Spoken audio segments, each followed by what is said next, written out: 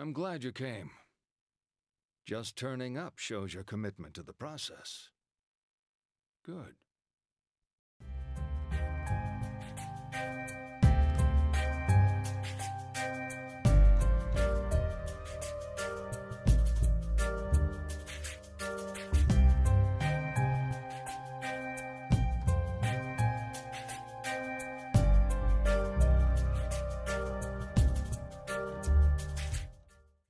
Hey there guys, Nordic Warrior here, welcome back to my video game review series. So those of you who have been following my channel will know that in my last video, we looked at Silent Hill 4 The Room, which was in my personal opinion, one of the most flawed and frustrating, yet no doubt interesting games in the Silent Hill series. As I mentioned in that review, it's a game that I have a lot of mixed feelings on, link in description. Today we're going to be looking at a spin-off game in the Silent Hill series, and one that is very rare to find nowadays. Silent Hill Shattered Memories, released in 2009, developed by Konami. This is going to be for the PS2 version, which is the only version I own. So Shattered Memories is a game that kinda went under the radar upon its release. It was nowhere near as commercially successful as the mainline series, and it never saw a next-gen release. Nonetheless, the game did develop a cult following over the years, and these days it's generally regarded as a classic. I recently bought the game for a pretty hefty price online, and I figured I'd give it my own review. So like all the games in the Silent Hill series, the game is a third-person survival horror game. The story of the game is a pretty weird one, particularly if you're familiar with the continuity of the series. The game is basically a reimagining of the first Silent Hill game, which for those of you who don't know, was about the protagonist Harry Mason, waking up in his car after crashing in the town of Silent Hill, realising his daughter is missing and trying to find her. This game starts off pretty much the exact same way, but with a few noteworthy changes, as well as a completely different visual style. Cheryl! Cheryl!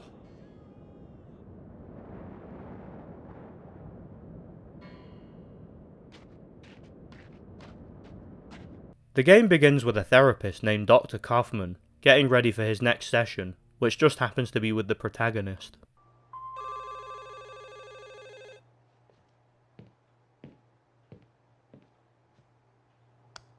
Yes? The new patient is here. They're early. That's fine. We can start now. Dr. Kaufman asks you to fill in a questionnaire to give him an idea of the kind of person you are. That's one of the things you'll notice about this game right off the bat.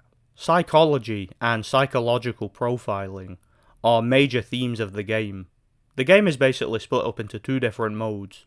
You have the therapy sessions with Dr. Kaufman, where he has a variety of tasks and questions to ask you. And you have the main levels, which consist of classic third-person gameplay. These sections are more reminiscent of the previous games.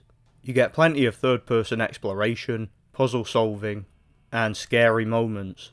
And when attending therapy sessions with Dr. Kaufman, the game puts you in first person. This is a deliberate choice by the developers to attempt to immerse you into these sessions. You really feel as if you're the one who's being evaluated, like the game itself is assessing you and sizing you up. What's interesting about this, and what sets this game apart from the other games in the series, is the fact that the main levels in the game will change depending on your choices and behaviour within these therapy sessions. Every answer you give, challenge you complete, and behaviour you display will make a difference to your overall gameplay experience. Things you come across in the main levels will differ with every playthrough, and this of course does its bit to add to the replay value. Just like the first game, the levels themselves begin with Harry waking up in his car and trying to find his daughter Cheryl. As Harry, you will have to explore the town of Silent Hill, solving puzzles, interacting with curiosities in the environment, and generally trying to find out what's going on. I mentioned before that the game is essentially a reimagining of the first game. When traversing the levels, Harry will come across various characters, all of which appear to be alternate versions of characters from the previous games, such as Sybil Bennett, the cop from the first game. Says here you live on Levin Street? Yes. Huh.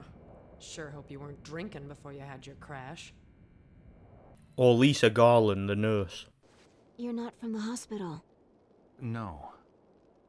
I had an accident. That yours? No. Yes. I'm not making any sense, am I? It's okay. However, despite being alternate versions of these same characters, they are clearly different people, making you wonder if the events of the game are actually canon, or if they're all taking place in Harry's head. I actually like this because it did its bit to make the game more confusing and enigmatic. This is actually a more story and character driven game than the others, and it relies on its narrative a lot more than its gameplay. Speaking of gameplay, there are some major differences this time. One big change, and one that I think may put off some hardcore fans of the series, is that the game has no combat. Combat was of course a huge part of the series up until this point, with various guns and melee weapons being available throughout, as well as plenty of enemy variety. Here there is no combat whatsoever, and at first I was a bit taken aback by that, thinking that it might sour the experience. However, I was pleasantly surprised to find out that the removal of combat didn't actually bother me as much as I thought it would. Basically, it allowed the exploration to be a lot less nerve-wracking than in previous games, since a huge part of this game is simply exploring the town and examining the remnants of past events. You can do this without having to constantly defend yourself against terrifying enemies, and I actually enjoyed this more than I thought I would. I'd say about 80% of this game has you looking around, reading signs, interacting with the environment, and generally exploring, before reaching the next cutscene. One of the items the game gives you early on is a flashlight, and you use this to light up dark areas and find collectibles. The game also gives you a phone that consists of several features, including a manual save, something I think previous games in the series could have done with, as well as a map that helps you find your way through the levels. Unlike in Silent Hill 4, you're unlikely to get lost in this game, since you often have a waypoint that gets added to your map that indicates where you need to go to continue in the story. In addition to this, you can also use your phone to call people. There are numerous phone numbers written all over the game, and just about all of them can be called. It's quite fun to do this, and it gives you access to several Easter eggs.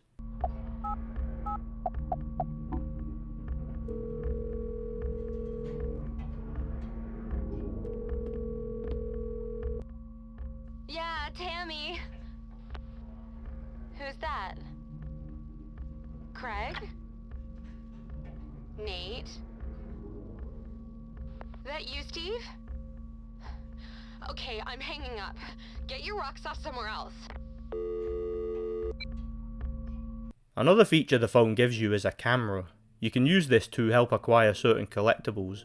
There are a few different collectibles to find in the game. One is the memories. There will be distorted memories at certain points in the levels. By taking a photo, you can unlock either a voicemail to listen to. Our marriage will be a source of strength, so you can go into the world and achieve great things. I am your muse and your best friend, but I will be much more. I will be your wife. Or a text message to read. This gives you an insight into the history of the town and the memories of its inhabitants. Some of these are even necessary to progress in the story. Another set of collectibles you have are the memento items.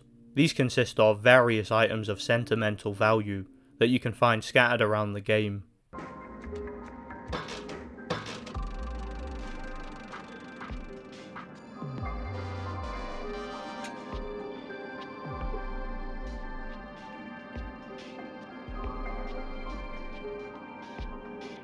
Many of these will require you to interact with something in the environment, or complete a short puzzle. It can be fun to find these items and display them. There are even several short minigames that can be quite fun to interact with.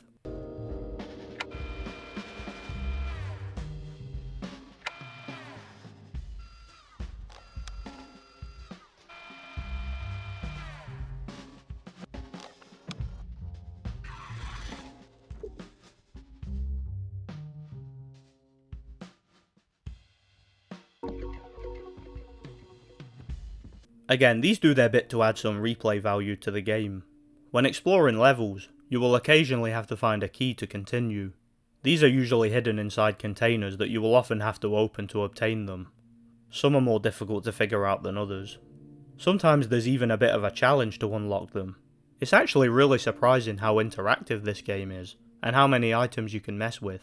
Another thing this game adds to take the series in a new direction is a new take on the other world. As fans of the Silent Hill games will know, the games would consist of the normal world and the terrifying otherworld which the game would transition to at various points in the story. In this game, the otherworld looks drastically different. Everything that Harry comes into contact with, be that buildings, vehicles and the town itself, and even other characters, will completely freeze over, and Harry will have to run for his life to find an exit.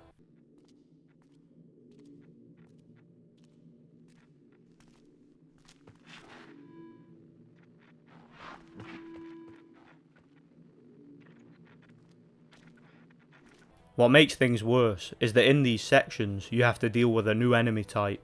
Horrible demonic creatures known as Rorschachs. These enemies will swarm your position and attempt to overwhelm you. I mentioned before that the game doesn't have combat. It's these sections where I wish that wasn't the case, because basically you're completely defenseless during these sections.